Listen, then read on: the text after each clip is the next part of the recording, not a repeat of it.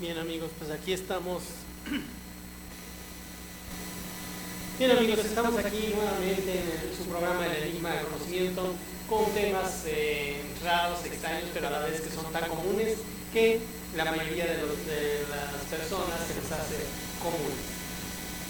En este tiempo, en esta hora, cuando son las 7 de la noche, 13 minutos, hora central de la República Mexicana, vamos a saber sobre los 7 pecados capitales. Primeramente, el número 7. ¿Por qué relacionar lo negativo con lo positivo o lo sublime? Recuerden bien que, de acuerdo a la historia bíblica, nos dice que en el séptimo día descansó el Todopoderoso de hacer todo su trabajo. Por eso se dice que lo bendijo. Bien, soy Matema Rivera y estamos aquí en este momento en el Enigma del Conocimiento. Vamos a ver, primeramente, denme un poquito de tiempo para iniciar con este tema bien largo y tendido, junto con todos ustedes, pero quiero compartirles el video, la transmisión en este momento, para que así todos estemos conectados en este tiempo. Bien, yo lo que les quiero comentar que afortunadamente tenemos ciertas limitaciones en algún momento determinado, pero que estas limitaciones nos están dando la pauta para poder ser nosotros mismos. Cuando nosotros estamos aquí, como en mi caso, estar en todos los lados, tanto en la parte de transmisión, en el área técnica, como poder darles un tema muy exclusivo para todos ustedes, es un poquito complejo, pero saber una cosa, no difícil. Bien, agradeciendo a todos los que me estén acompañando en esta hora desde el norte de la República Mexicana, Hermosillo, Sonora, al sur, Cancún, Quintana Roo al este, Veracruz al oeste, Acapulco, Guerrero, Mazatlán, Sinaloa también, y en la zona centro tenemos a Nuevo León, Monterrey, Estado de Hidalgo, Estado de México, Estado de Puebla, Ciudad de México y la airosa capital, cuna de la nación y cuna del mestizaje, Tlaxcala, donde la historia se escribe aquí, en este lugar, y aquí es el ombligo de toda la República. Increíble, pero cierto. Bien, vamos a continuar con esto, que es interesante sobre la cuestión de los pecados, los 7 pecados capitales. Normalmente nos da una idea de que es todo lo malo, pero bueno, empezando con el número ya no fue tan malo, ¿verdad? El número 7, que es una parte sagrada de las escrituras y que muchos lo consideran como algo bueno. Pero ¿qué significan los 7 pecados capitales? Son una clasificación de los vicios mencionados en las primeras enseñanzas del cristianismo para educar a sus seguidores acerca de la moral cristiana. El término capital viene de caput, capitis, que significa cabeza. Y esto es en los conceptos o en las traducciones o en las raíces conceptuales del latín. No se refiere a la magnitud del pecado, sino a que da origen a muchos otros pecados, de acuerdo a Santo Tomás de Aquino, ¿sí? Y Santo Tomás de Aquino pues también tiene varias cosas muy relativas a lo que es el aspecto de la moralidad, y esta moralidad nos da la oportunidad de poder seguir con mayor frecuencia a cada uno de nuestros entornos. Bien, pues así estamos iniciando con esto que es el Enigma del Conocimiento. Soy Matema Rivera y ya saben, concéntrense porque vamos a aprender muchas cosas interesantes. Bien, un vicio capital es aquel que tiene un fin excesivamente deseable, de manera tal que en su deseo un hombre comete muchos pecados, todos los cuales se dice son originados en aquel vicio como su fuente principal. Los pecados o vicios capitales son aquellos a los que la naturaleza humana está principalmente inclinada. Bien, normalmente una de las deberían de ser ya 8 pecados capitales. Esto se los digo porque de los 7, el último, quizás ustedes me den la razón, pero es una realidad. Bien, los vicios pueden ser catalogados según las virtudes a que se oponen, o también pueden ser referidos a los pecados capitales que la experiencia cristiana ha distinguido siguiendo a San Juan Casiano y a San Gregorio Magno. Son llamados capitales porque generan otros pecados, otros vicios. Son la soberbia, la avaricia, la envidia, la ira, la lujuria, la gula, la pereza, que son los principales estragos que hace el ser humano y que tiene el ser humano y que le encanta fomentar. Vaya, hasta parece como si les gustara generar estos vicios. Bien, pero vamos a ver qué hay. Vamos a ver 3 vicios hacia el deseo de posesión. ¿Cuál es el deseo de posesión? Bueno, la gula y ebriedad, que en este caso es gastrimargia, gula y ebriedad. Avaricia, filarguria, amor hacia el oro. Lujuria, porneia, lujuria, amor a la carne. Todo esto obviamente son posesiones, y que todas estas palabras que estuve diciendo son netamente del origen griego. 4 vicios irascibles, que al contrario que los concupiscibles, no son deseos sino carencias, privaciones, frustraciones, y esto es algo muy difícil de sobreponerse. La ira, orgé, que significa cólera irreflexiva, crueldad, violencia. Tenemos otro que es pereza. Esto significa asedia,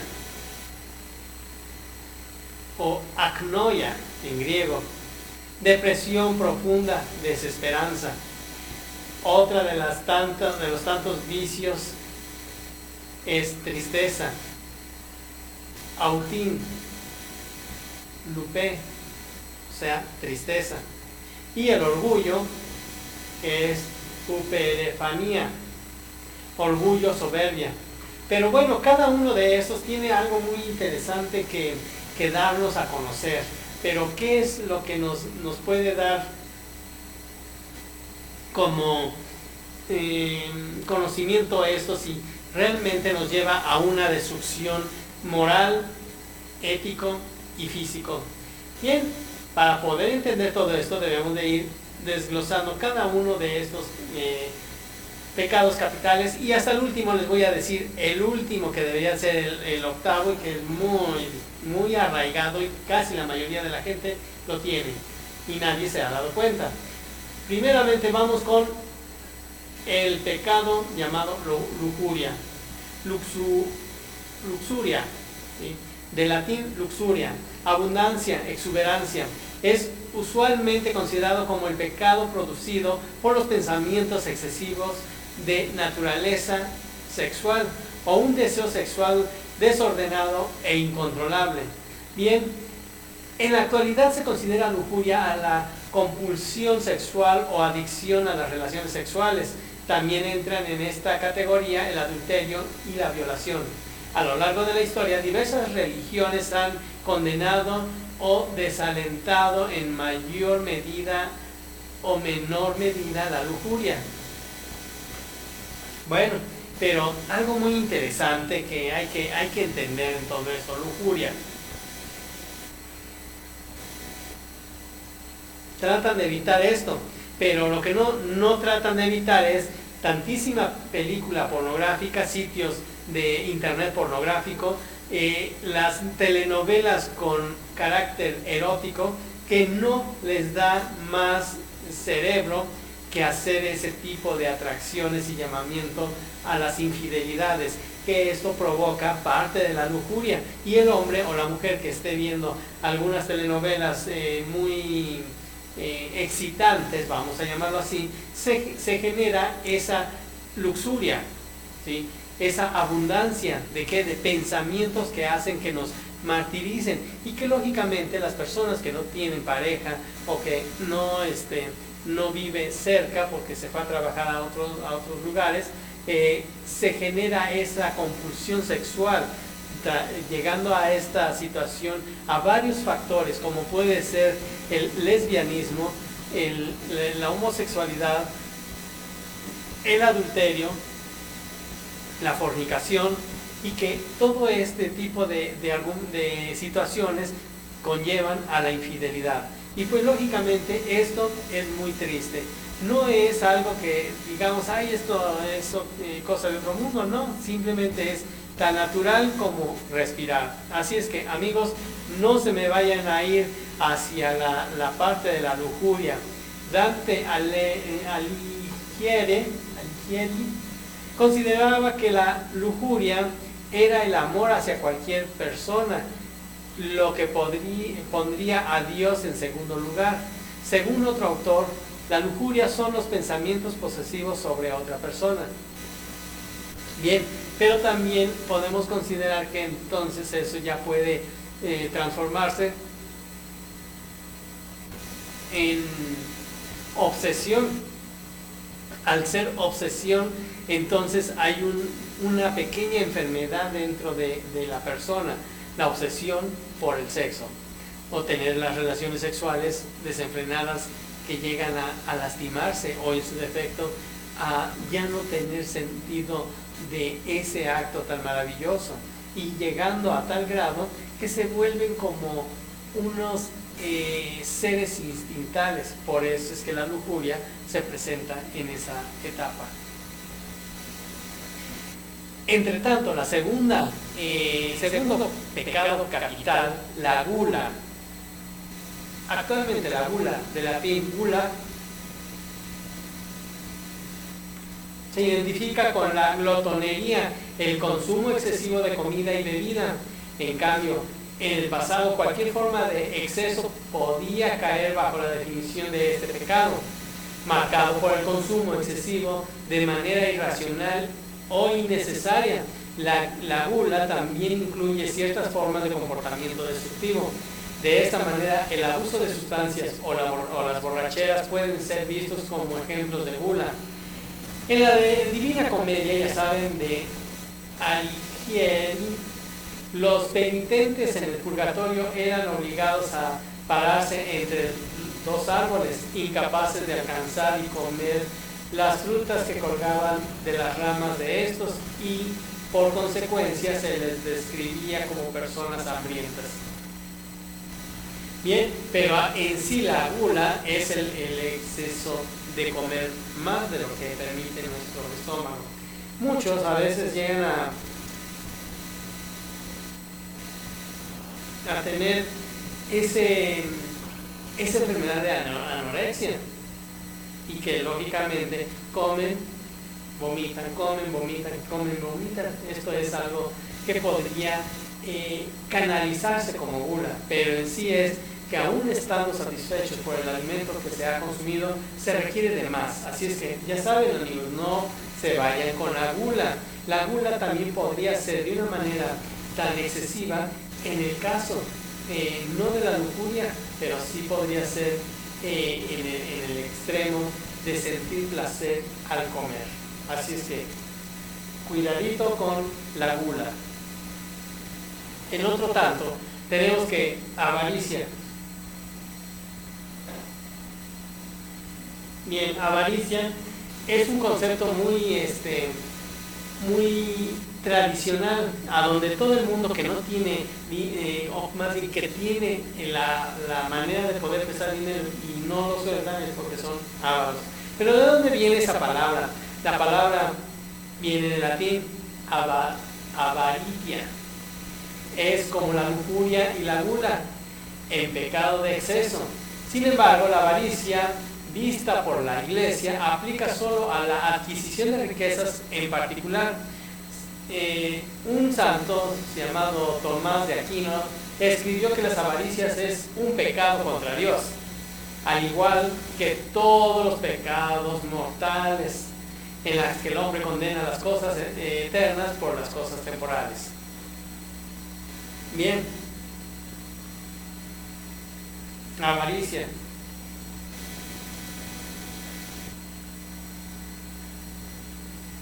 En nuestros tiempos se ha manejado que la avaricia es el tener y no soltar, o sea, no tener dinero y no apoyar a alguien que lo necesita.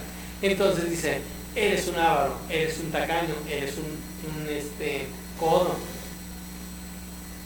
Pero lamentablemente hay diferentes formas de expresiones y que dan como sentido final diferentes significados.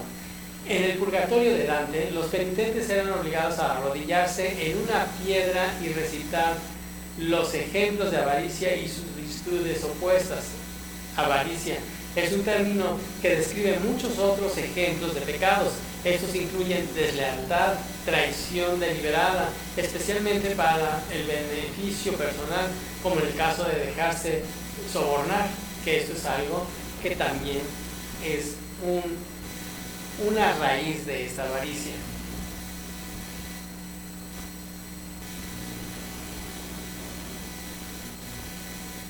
Bien, en la búsqueda y acumulación de objetos, robo y asalto, especialmente con violencia, los engaños o la manipulación de la autoridad son todas acciones que pueden ser inspiradas por la avaricia.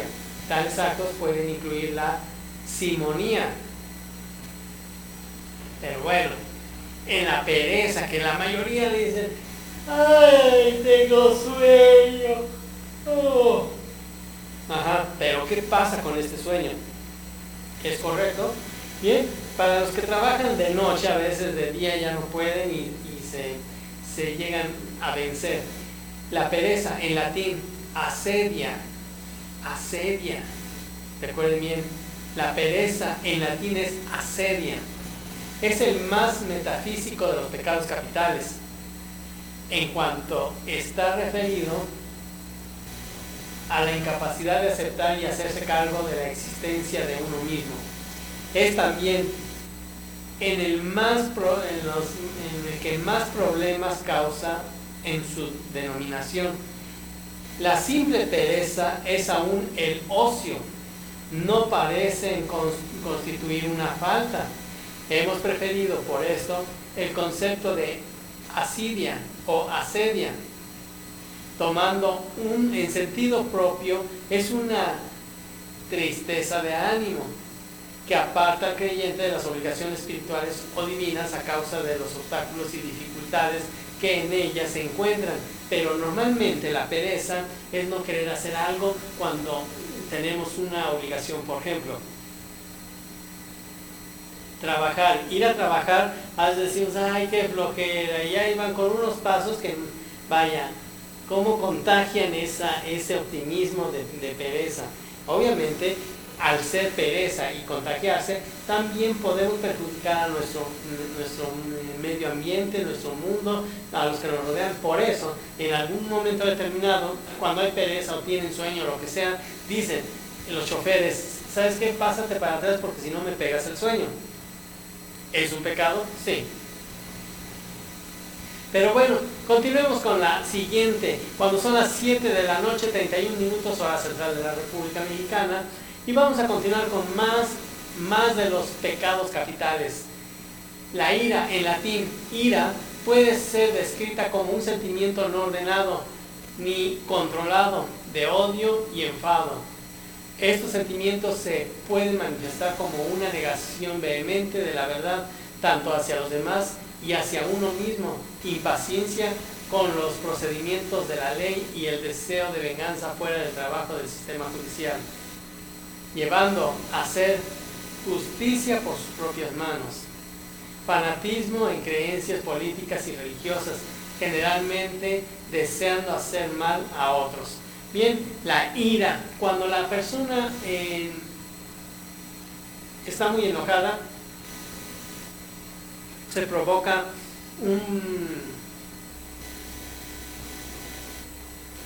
pues vamos a decir así, una especie de droga que segregamos y que nos hace tener egoísmo. La ira es el único pecado que no necesariamente se relaciona con el egoísmo y el interés personal, aunque uno puede tener ira por egoísmo. Dante describe a la ira como amor por la justicia pervertido a venganza y resentimiento. Entonces la ira es algo que sale de nuestro interior, de nuestra mente sobre todo. Mucha gente dice, es que tengo resentimiento o ira en mi corazón. No puede tener resentimiento o ira en el corazón.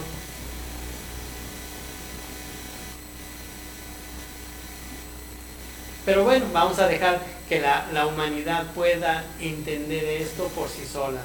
Envidia. Como la avaricia, la envidia, en latín invidia, se caracteriza por un deseo insaciable. Sin embargo, difieren por dos grandes razones. Primero, la avaricia está más asociada con bienes materiales, mientras que la envidia puede ser más general. Segundo, aquellos que cometen el pecado de la envidia desean algo que alguien más tiene y que perciben que a ellos les hace mucha falta y por consiguiente desean el mal al prójimo y se sienten bien con el mal ajeno. Esto es lo más típico. Y bueno, yo les puedo decir que ha habido muchos ataques en todos los lugares y sobre todo en situaciones en las cuales la gente no entiende. Son unas personas que le carecen de profesionalismo y siempre dicen, no, es que yo no puedo estar bien. Bueno, entonces, si estamos mal,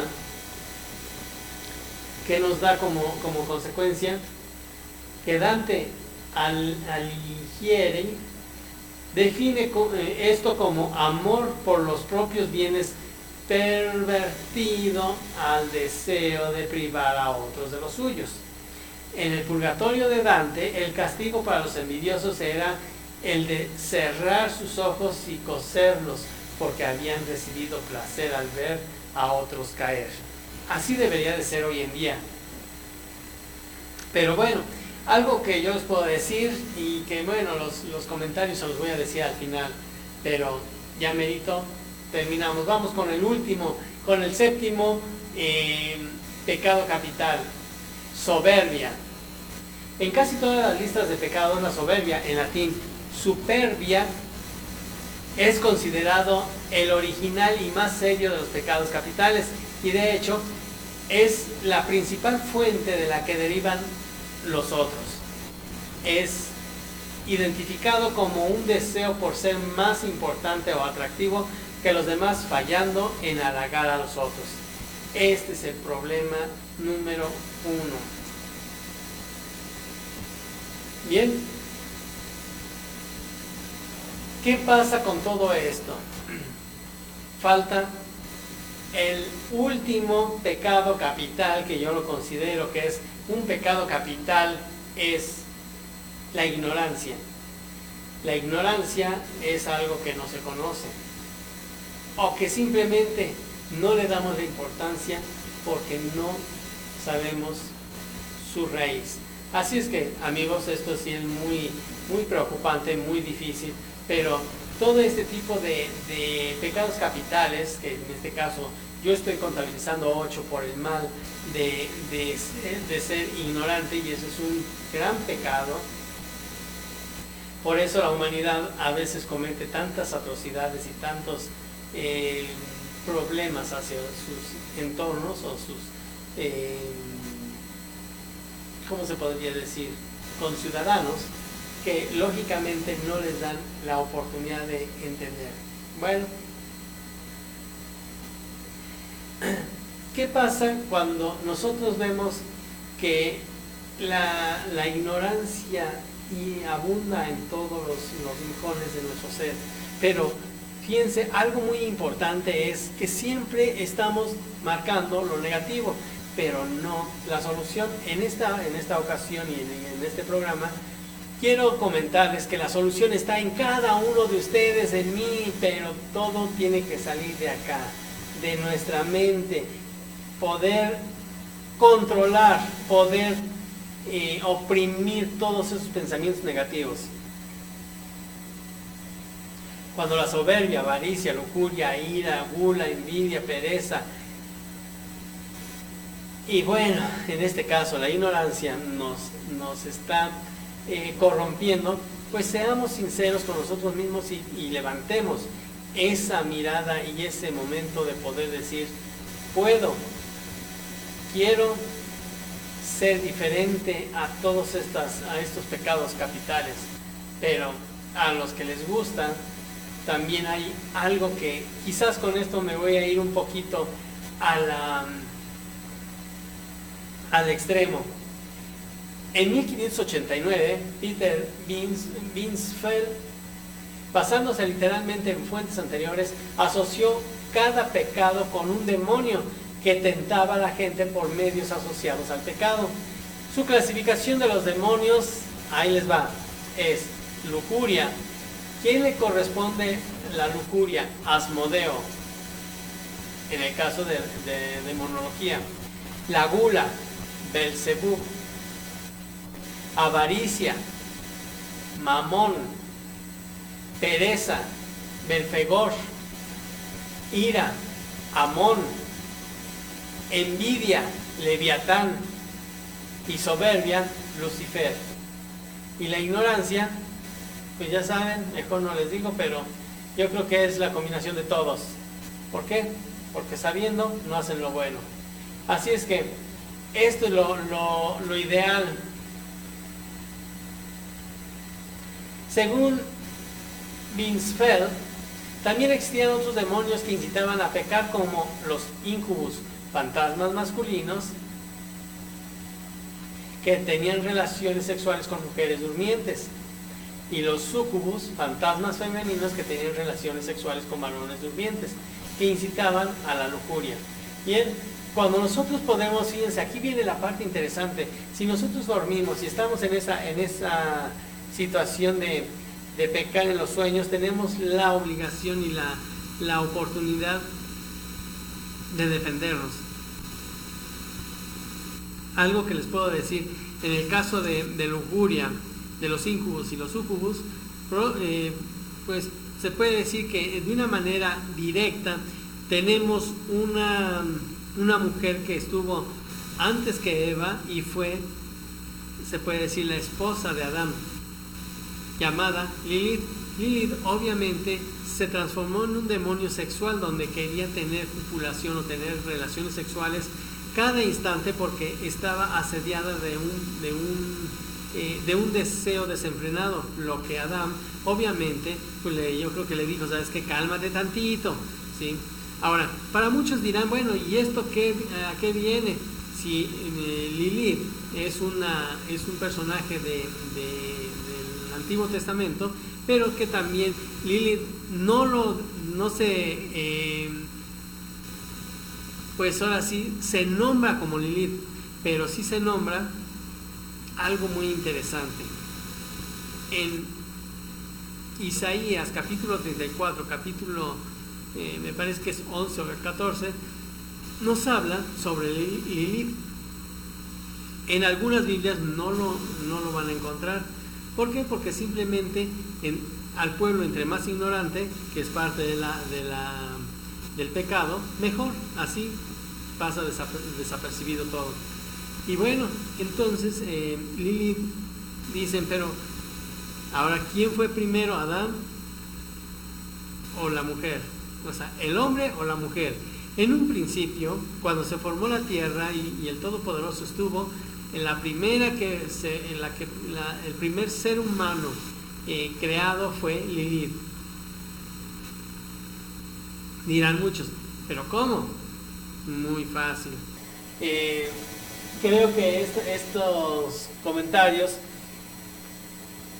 se los voy a decir. Al fin y al cabo, aquí no hay nada oculto, sino que al contrario, es para poder aprender más. Lilith fue creada primero y después fue Adán.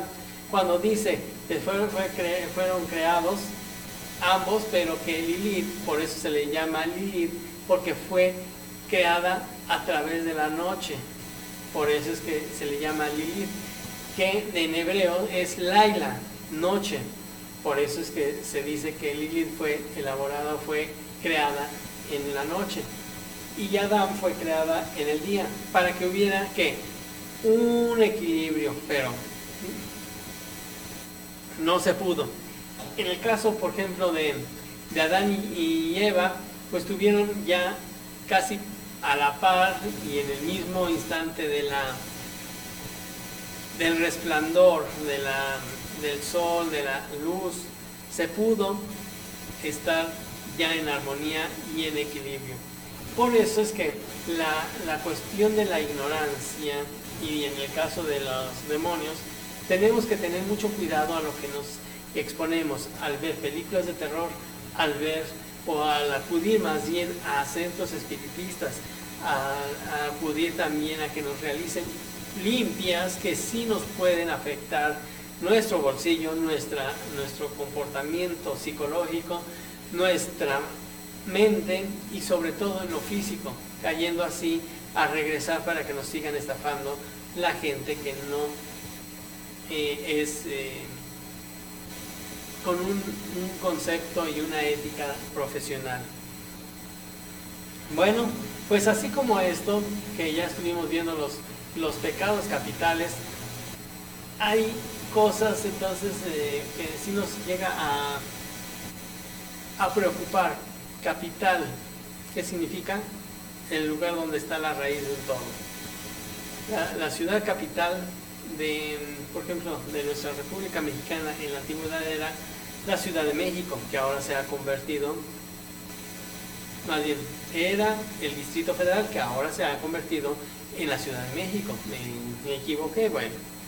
Entonces, esto es algo muy interesante, ¿sí? Porque si vemos que antiguamente era Distrito Federal y era el centro de todos los mecanismos y autorizaciones y partidas presupuestales, etcétera, etcétera, ahora ya es un estado, vamos a considerarlo más. Entonces, al ser un estado, se considera como Ciudad de México. Bien, pues así como esto, tenemos que estar muy atentos a que antes, si todo venía de allá, del Distrito Federal, que hoy es llamado Ciudad de México, ahora cada uno de los estados es independiente. Bien, generando de esa manera el estado libre y soberano. Si a algunos no les gusta, pues ni modo, estamos en ese proceso.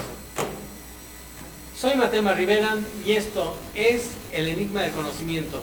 Son las 7 de la noche, 45 minutos, hora central de la República Mexicana, y vamos a terminar con esto, de que el combate que ustedes hagan en cada uno de los pecados capitales va a depender de ustedes, no de un servidor o de una respuesta o de un mago, de una limpia, nada, sino depende de cada uno de ustedes. Ustedes son responsables de sus acciones. Así es que ánimos y nos vemos hasta el día de mañana, si el Todopoderoso lo permite, agradeciendo a nuestro gran director Alex Gómez y su familia, que ha tenido a bien hacer toda esta infraestructura de telecomunicaciones y que el único objetivo es cultura, no otra cosa.